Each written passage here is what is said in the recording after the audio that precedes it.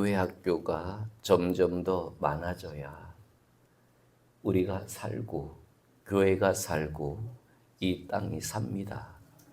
여러분 교회 학교를 위해서 기도해 주시고 더 많은 관심을 가져주셨으면 좋겠습니다. 저는 오늘 본문의 말씀을 이스라엘의 초대 왕인 사울 왕의 이야기를 가지고 함께 풀어나가려고 합니다. 그토록 필요 없다고 사무엘은 외쳤는데, 하나님 한 분이면 된다고 사무엘은 외쳤는데, 너희들이 도대체 왜 왕을 원하는지는 알겠는데 우리는 다른 나라들과 똑같은 나라가 아니라 하나님의 나라인 특별한 나라임을 그렇게 사무엘은 강조했는데, 결국 하나님께서 이스라엘 백성들의 뜻을 허락하십니다. 그리고 사무엘을 통해 이스라엘의 첫 번째 왕인 사울이 선택을 받게 됩니다. 왕을 뽑는 것은 단순했습니다. 제비를 뽑았습니다. 그런데 그 제비 뽑는 가운데서 하나님은 사울을 당신의 왕으로 점 찍어 놓습니다. 사울이 이스라엘 백성들 앞에 왕으로 선출돼서 등장하게 됐을 때 성경은 그렇게 얘기를 합니다. 그의 용모가 붉고 키가 커서 모든 사람들이 다 그를 좋아했더라. 여러분, 이 함정을 잘 살펴보셔야 됩니다. 이 사울 왕을 사람들이 좋아했던 이유는 뭡니까? 그의 용모가 멋있었고 키가 컸기 때문입니다. 그의 신앙이 어떤지, 그의 하나님을 향한 마음이 어떤지, 그가 말씀을 묵상하는 모습이 어떤지, 그가 지금까지 어떻게 하나님의 뜻에 의해서 하나님의 기적 속에 살아왔는지는 관심이 없습니다. 그의 용모가 멋있었고 그의 키가 다른 사람들보다 한 자나 더 컸기 때문에 모든 사람들은 그 사울을 볼 때 그래, 왕이 될 만하다, 이렇게 소리를 쳤던 겁니다. 그런데 또 사울은 참 멋있는 모습으로 등장을 합니다. 자신의 용모와 자신의 큰 키를 자랑하듯이 뽐내듯이 사람들 앞에 등장한 것이 아니라 그는 자신이 왕으로 선출되었음에도 불구하고 멀찍이 쌓아놓은 진 뒤에 가서 숨어 있습니다. 여러분, 저는 이 모습을 보면서 사울의 첫 등장의 모습이 얼마나 아름다운가를 생각해 봤어요. 왕으로 뽑혔단 말이에요. 사람들은 사울 왕의 용모를 보고, 사람은 사울 왕의 키를 보고 정말 멋있다, 잘 뽑았다라고 얘기했단 말이에요. 누구도 반대하는 사람이 없었어요. 그런데도 사울은 숨어 있어요. 왕이 되는 것이, 사람들 앞에 나서는 것이 떨리는 것이 아니라 자신이 해야 할 일이 어떤 일인지를 알기 때문에 사울은 숨어 있는 거죠. 이렇게 역사의 전면에 등장했던 사울이 점점 왕 위에서 보내는 시간이 많아지게 되다 보니까, 제가 누누이 말씀드리고 예로 많이 말씀을 드렸지만, 블레셋과의 전쟁에서 선지자 사무엘이 늦는다는 이유로 그가 스스로 제사를 드리게 됩니다. 여러분, 선지자도 기름 부음 받은 자고 왕도 기름 부음 받은 자입니다. 뭐가 잘못됐습니까? 늦은 사무엘의 잘못이지요. 전쟁터에서 1분 1초가 아까운 그 전쟁터에서 약속한 시간을 어겨 꽤나 오랜 시간이 지나도 오지 않는 그 초조함으로 결국 스스로가 예배도 드리지 않고 전쟁을 한 것이 아니라 예배를 드리고 전쟁을 시작했는데도 이 사울 왕은 하나님의 저주를 받게 됩니다. 저는 이 모습을 보면서 한 가지 생각을 해요. 왕이라는 자리가 사람을 이렇게 만들 수도 있구나. 처음 부끄러워 쑥스러워 내가 어찌할 바 몰라 저 집 뒤에 숨어 있었던 사울 왕의 모습을 생각한다면, 그때의 사울이라면 사무엘이 올 때까지 기다렸을 거예요. 그때의 사울이라면 아무리 블레셋 군대가 코앞으로 찾아왔어도 사무엘이 올 때까지 이것은 내가 해야 될 일이 아니라고 분명하게 알고 있었기 때문에 사무엘을 기다렸을 거예요. 그런데 왕이라는 자리에 오래 있다 보니 내가 할 수도 있다는 생각이 드는 거지요. 자, 여러분, 여기서 우리 딱 하나만 생각해 봅시다. 이스라엘에게 왕이라는 자리는 어떤 자리일까요? 다른 나라의 왕처럼 내가 무엇이든지 할 수 있는 자리의 왕이 아닙니다. 이스라엘의 왕의 자리는 내가 해야 할 일과 해서는 안 될 일이 딱 구별되어진 자리입니다. 다른 말씀으로 드리면 이스라엘의 왕의 자리는 하나님께 그 누구보다 열심히 기도하는 자리이지 이스라엘 사람들을 다스리는 자리가 아닙니다. 그런데 사울은 그 기도의 자리를 무엇보다 기도가 앞서야 할 자리에서 그는 해서는 안 될 일을 해버립니다. 왜요? 주변의 다른 왕들도 다 하거든요. 결국 그 일로 인해서 사울은 왕 위에서 더 이상 자신의 후손들이 왕위를 계승받는 일이 없는 슬픈 운명을 마주하게 됩니다. 그리고 밤마다 악신에 시달리는 인생이 되어버립니다. 결국 그는 블레셋과의 전쟁에서 제대로 된 승리조차 이루지 못하고 이스라엘을 위한 왕이 아니라 다윗 하나를 죽이기 위해 몸부림쳤던 인생의 왕으로 기록되어 나타납니다. 그리고 그가 어려움이 있고 아픔이 있을 때 그는 하나님께 나아가지 않고 무당에게 나아가서 자신을 평온케 해달라고 간구하는 인생의 씁쓸한 노후의 모습도 우리들에게 보여줍니다. 한 가지 여쭤볼까요? 사울은 하나님의 일꾼으로 부름을 받았습니다. 그런데 그의 일꾼의 마지막은 부끄러움으로 가득한 얼룩진 일꾼으로 남게 되었던 것입니다. 오늘 우리가 읽은 이 디모데후서는 사도 바울이 쓴 책 중에 가장 마지막에 쓰여진 책으로 알려져 있는데 이 디모데후서는 살아가는 신앙인들의 삶의 실제적인 실천적인 모습에 대해서 언급을 하고 있지요. 자, 오늘 우리가 읽은 본문은요 아주 짧지만 단호하게 얘기를 합니다. 부끄러움이 없는 일꾼이 되라. 일꾼이에요. 누구나 다 일꾼이에요. 그런데 부끄럽지 않은, 부끄러움이 없는 일꾼이 되라. 이 이야기를 하고 있는 거예요. 자, 사울 왕의 모습을 머릿속에 간직한 채 우리 오늘 본문을 함께 얘기해 봅시다. 부끄럽지 않은 일꾼이 되기 위해서는 우리에게 제일 먼저 요구하고 있는 것은 진리의 말씀을 옳게 분별하며. 여러분, 여기서 옳게 분별하다라는 말에 헬라어 원어는 오로도토 문타라는 단어입니다. 오로도와 다른 단어와 토문타라는 단어가 합쳐진 합성어인데 이것은 뭐냐면은 자르다, 제단사가 옷을 자르는 것처럼 자르다라는 뜻이고 그리고 또 하나는 정확하게라는 뜻이에요. 정확하게 자르다라는 것이 옳게 분별하다라는 뜻이에요. 그러면 여러분 진리의 말씀을 옳게 분별하다라는 얘기는 지금 내가 처한 상황과 지금 내가 맞이한 상황과 지금 내가 살아가고 있는 인생의 환경과는 달라요. 우리는 그러한 상황에 맞춰서 주님의 말씀을 해석하려고 하고 우리는 그러한 처지에 맞춰서 주님의 말씀을 적용하려고 하지만 주님의 말씀은 상황과 처지와 상관없이 늘 옳게 자르는 제대로 정확하게 알고 잘라줄 수 있는 제단사의 그 기술이 우리에게 있어야 한다는 것을 얘기를 하고 있는 거예요. 지금 여러분들의 인생의 모습을 간직한 채 제가 드리는 말씀을 한번 묵상해 보십시오. 수고하고 무거운 짐진 자들아 다 내게 오라. 내가 너희를 쉬게 하리라.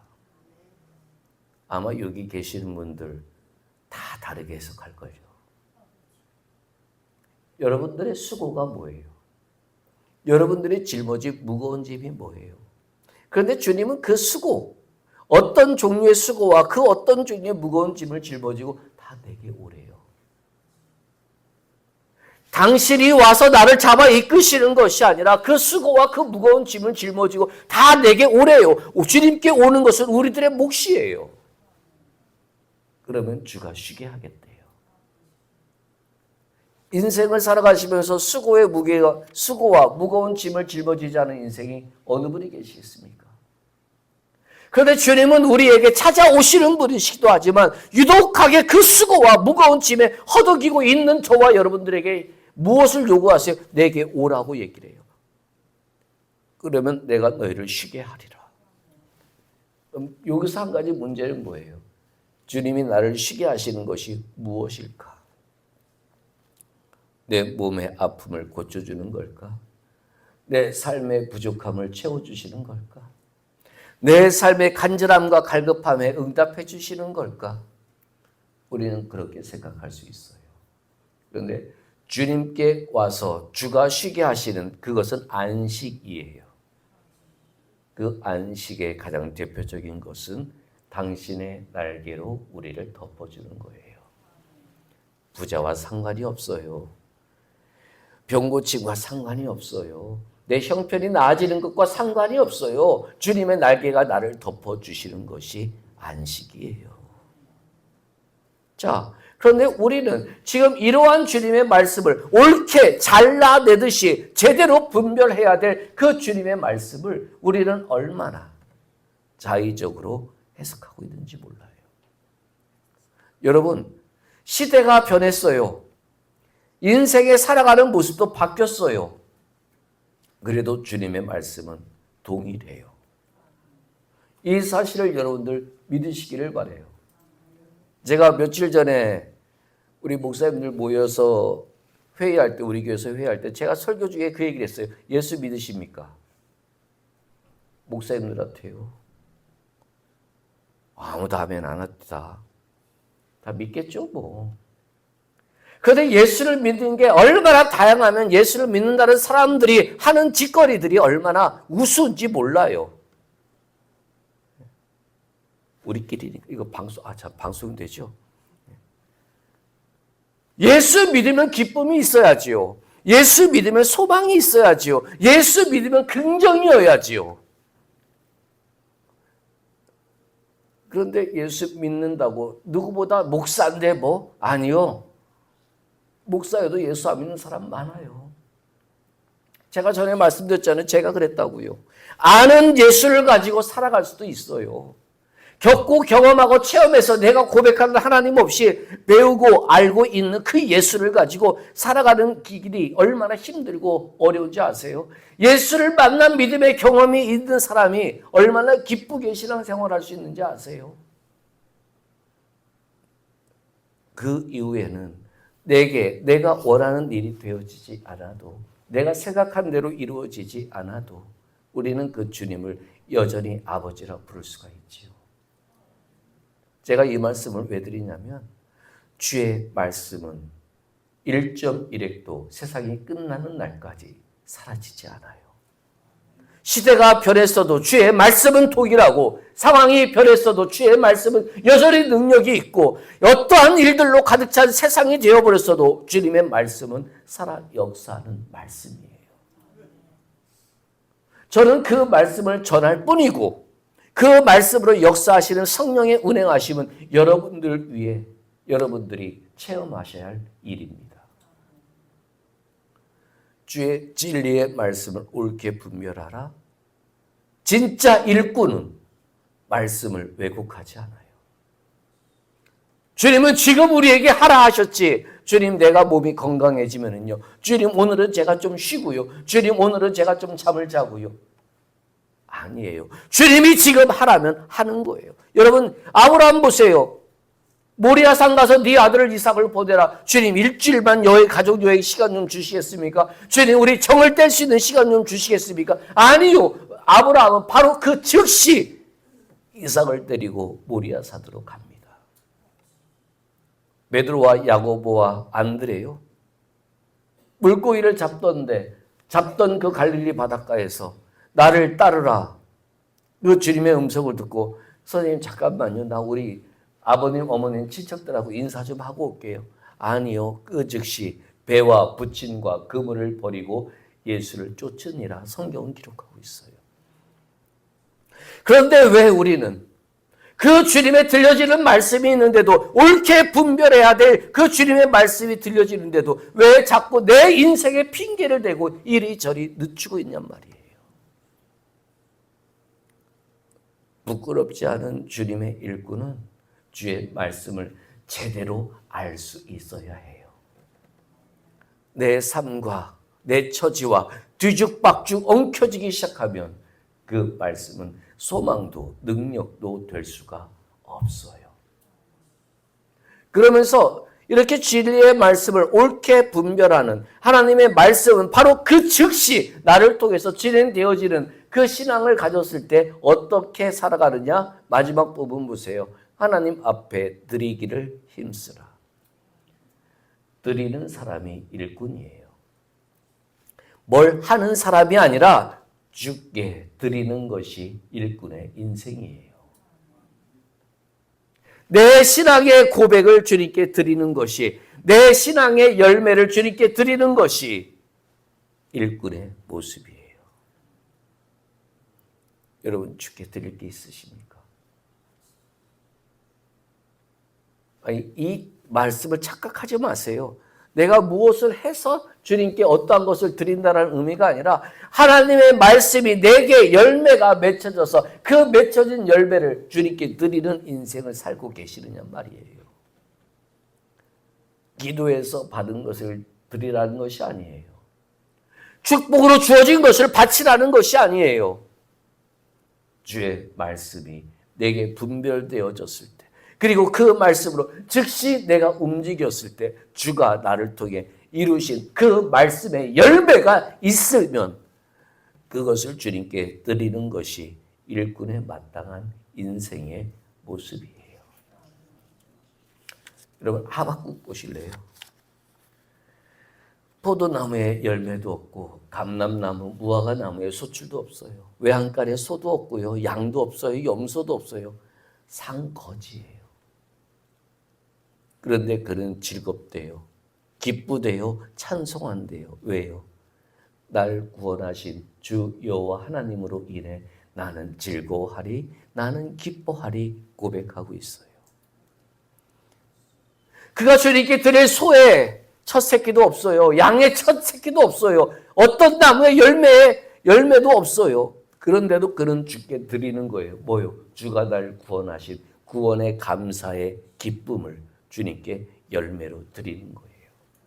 그게 바로 하나님께 드리는 거지, 헌금을 드리고 물질을 드리고 어떠한 봉사를 하고 어떠한 선교를 해서 어떠한 일을 이만큼 이루어 주께 드리는 것이 하나님 앞에 드리기를 힘쓰라, 그 이야기가 아니에요. 저는 오늘 본문의 말씀을 통해 우리가 한 가지를 기억했으면 좋겠어요. 저와 여러분들은 주님의 일꾼으로 부름받은 사람들이에요. 일꾼이라고 여러분 무엇인가를 자꾸 해야만 된다고 착각하지 마세요. 제가 늘 말씀드리잖아요. 주님의 일꾼은 내가 무엇을 하는 자가 아니라 주가 주신 말씀의 감동으로 그 말씀이 내게 믿어지고 고백되어져 맺게 되는 열매로 주님께 드리는 것이 일꾼이에요. 그 일꾼은 딱 한 가지만 하면 돼요. 진리의 말씀을 옳게 분별하여 여러분들의 힘으로, 여러분들의 노력과 결단으로 하시는 일이 아니라 주의 말씀이 내게 올바르게 분별되어지고 이어져 알게 돼서 그 말씀을 가지고 살아가는 것이 일꾼의 참된 모습입니다. 사도 사울이 이런 모습이 있었다면 어땠을까요? 하나님의 말씀을 옳게 이해할 수 있는 말씀의 순결함이 있었다면 아무리 위급한 상황에서도 그는 하나님의 말씀을 따랐을 겁니다. 아무리 그가 다윗을 향한 미움과 질투의 마음이 불이 타서 그를 죽여야만 생각하겠다고 여겼던 그 당시에서도 그는 부끄러움이 없는 일꾼으로 하나님 앞에서 하나님이 자신을 통해 맺게 주신 열매를 드리는 인생이었다면 아마 다윗을 통해서 역사하신 하나님을 함께 기뻐하고 찬양했을지도 모릅니다. 저는 여러분들에게 질문을 드리고 말씀을 정리합니다. 여러분들은 어떤 일꾼입니까? 하나님의 주인의 통제를 벗어나 내 멋대로 하고 있고 스스로 그래 이 정도면 됐지 자족하는 일꾼입니까?